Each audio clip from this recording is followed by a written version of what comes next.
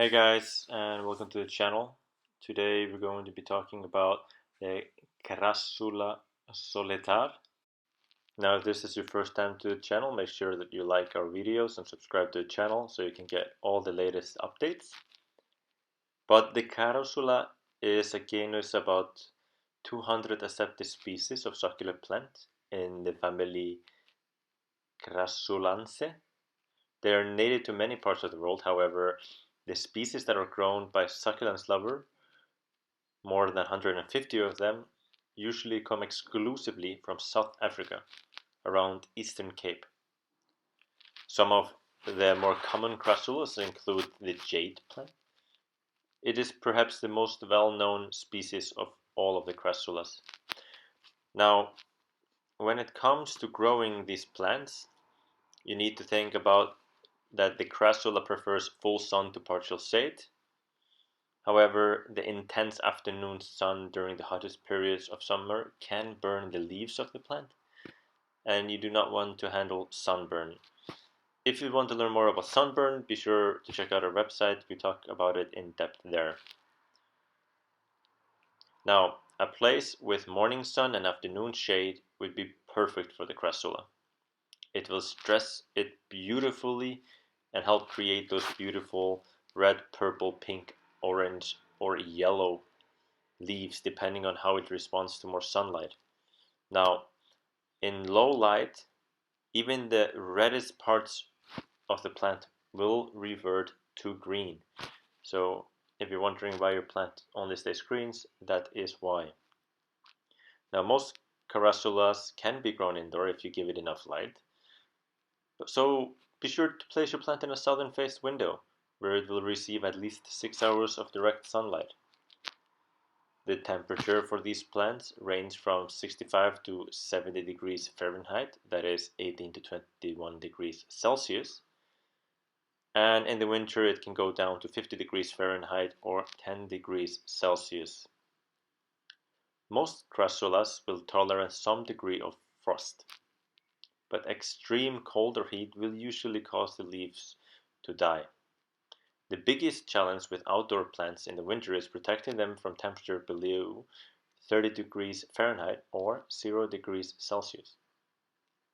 We recommend that the plant should be grown in the USDA hardiness zone 9A to 10B, that is 20 to 40 degrees Fahrenheit or minus 6.7 to 4.4 Celsius. However, if you live anywhere else, don't worry, you can simply plant your plant in a well-draining succulent soil, in a jar, or any container that has a drainage hole at the bottom, and bring your plant in during the winter. Now, these plants are perfect for your garden or anywhere. Doesn't really matter, even easy to grow for beginners. And if you want to repot your plant, don't worry, many carussulas do well in the same containers for many years. You should repot as needed, preferably in the spring. At the beginning period of the active growth, make sure the soil is dry before you begin repotting, then gently remove the pot. Knock away all the old soil from the roots and place the plant in a new or the same pot with a fresh potting soil mix. Now you can leave your crassula to dry for a few weeks or so, then begin watering lightly to prevent root rotting in your plant. Now, the crassula is one of those plants that benefits from pruning. How to prune? Well, if your plant starts to look straggly or leggy, don't be afraid to cut them back. The pruning is best done in spring or after blooming. Now, if you want to propagate this plant, simply do so by leaves or stem cuttings. They can also be grown from seeds and offsets. It really depends on you, but seeds and offsets can usually take a little bit longer. When you propagate with offsets, it can be easy because the plant has already done the majority of the work for you. All you need to do is divide the offset away from the main plant and gently pull them apart.